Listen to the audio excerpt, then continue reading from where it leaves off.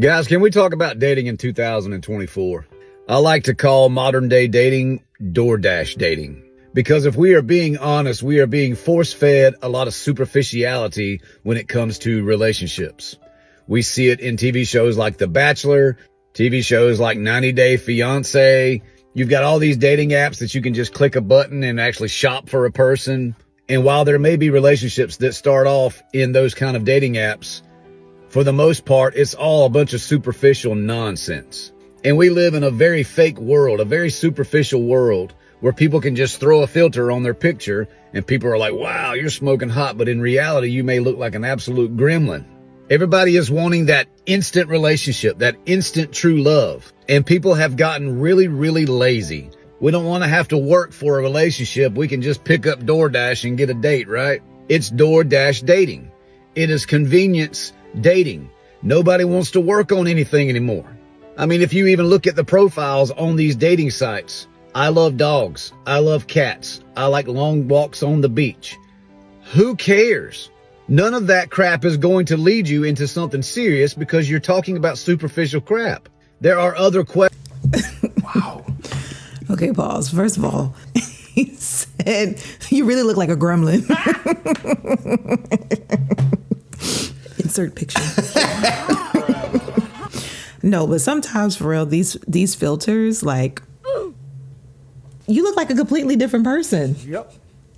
Like, seriously. I ain't gonna lie. I've used filters and stuff like that before, but I don't know. When it changes you too much, when you start looking like somebody totally different, that's just like, Yeah. Wow. He cut to the chase there, didn't he? He cut to the very bottom of the reason why dating sucks today. Because we superficial. Yep. Yeah. The reason we can't find relationships with no substance is because we have no substance. We are empty. Because our entire world is focused on making money. Get in the bag. Get your money, player. That's all we worried about. And it don't matter if you have good character. It don't matter if you're a good guy. It don't matter. None of that matters.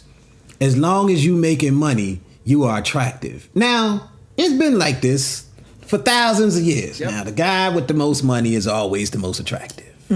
You know, it's always been like that. So this is not something that's new. It's not this generation and we getting it so wrong. Well, I'm not really y'all generation. You know, y'all can't tell because, you know, I'm young and handsome looking. But I'm actually an older guy. Well, duh. That's what it is. But, really, you know, with the smile. I will use my wisdom to help you guys. Dude was so on point that it was almost painful to listen to. I just felt people's hearts being broken as he was speaking and being ashamed. And I know a lot of people clicked off of his video and was pissed at him and probably sent him a bunch of bad comments. You know, sometimes you get surprised and some people be like, yeah, you're right. But I can just imagine how many people are going to hate what he said because we don't want to accept that we trash.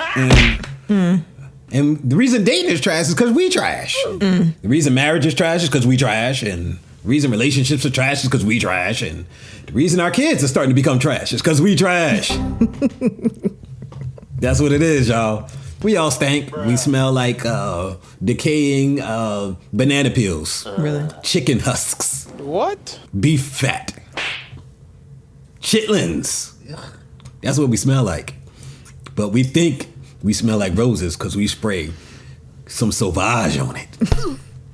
That's what it is. It's a strong, strong cologne, so it's going to cover. No, you still stinking. Yep. That's what it is. And like the stuff he was saying, though, like we get to shop for a date. Like that's, I know. We shopping for dates and we like rejecting it like it's a pair of pants. Like that's crazy. But it's That's the real. true. It's the truth, y'all. We, you know, I'm gonna shout out the Coach Scott. You coaching, all right.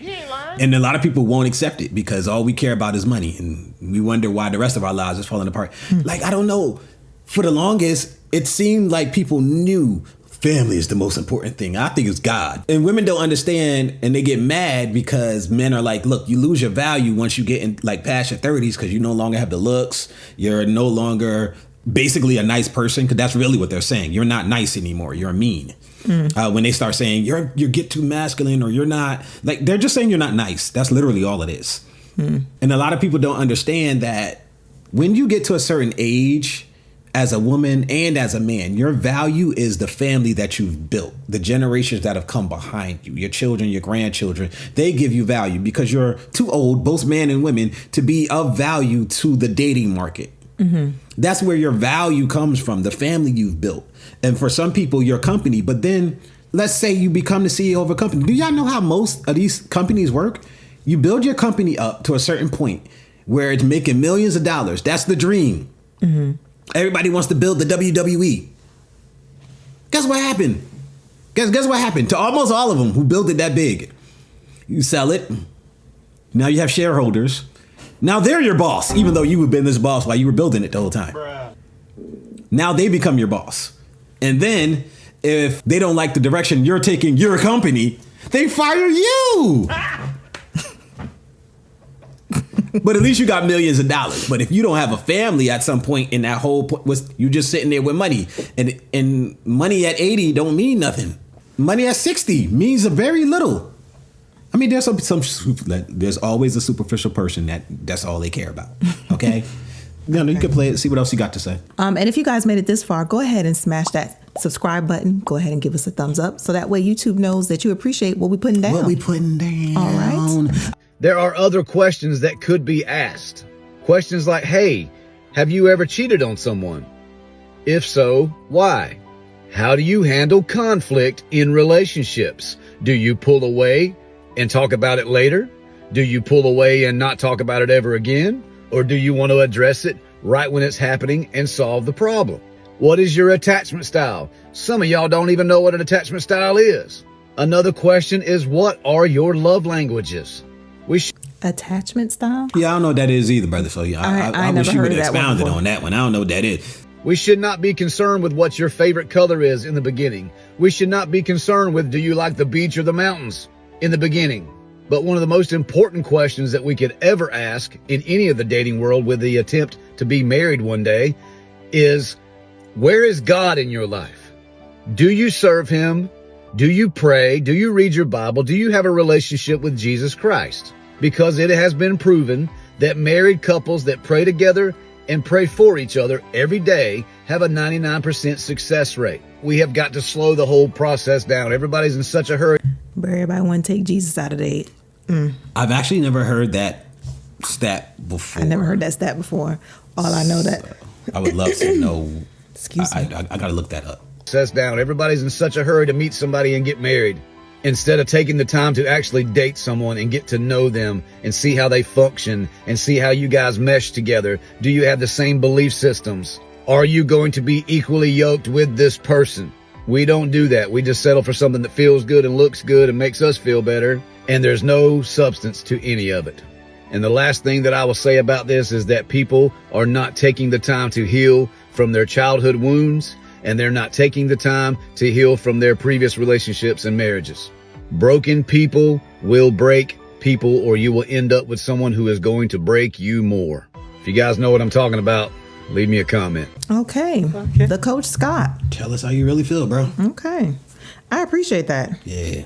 Link for him is going to be down in the description. Yeah. It's always going to be down in the description, but I know we don't always say it. But yes, we along with a lot of other information, go check out down in the description. Yeah. Down here. Mm-hmm. Okay. I detect no lies in this piece right here. I feel like I do definitely want to look up what he was talking about with, what did he say, attachment? Attachment style. Yeah, attachment style. Mm-hmm. I know peer bonding is another type of attachment style, but hopefully you ain't peer bonding when you're dating, because that's part of the problem. That part. Yeah.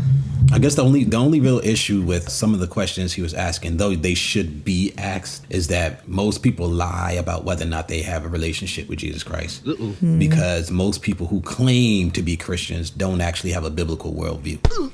I see y'all in our comments all the time, so I know that it's definitely a thing, as people who claim Christianity will openly go against biblical precepts that we put out here. While I am not a scholar and I'm not a pastor and I didn't go to school for it, so there is lack in that sense. Now, I'm not saying come listen to what I say instead of going and listening to Tony Evans, one of them people that's well studied, and even they can have mistakes in their theology, so you have to read for yourself.